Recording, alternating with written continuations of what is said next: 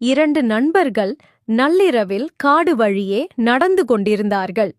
ஒருவரிடம் விளக்கு இருந்தது, இன்னொருவரிடம் இல்லை.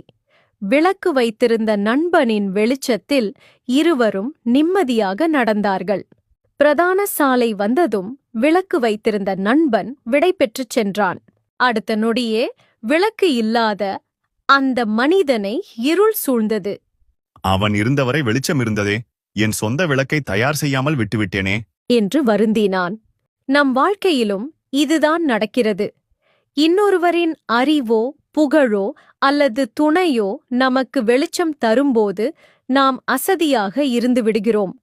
ஆனால் அவர்கள் விலகும்போதுதான் அந்த இருள் நம்மை வாட்டும். உண்மை என்னவென்றால், முன்னேறிச் செல்ல நீங்கள் மற்றவர்களின் வெளிச்சத்தை எதிர்பார்க்காதீர்கள். உங்களுக்கான விளக்கை நீங்களே தேடிக் கண்டறியுங்கள்.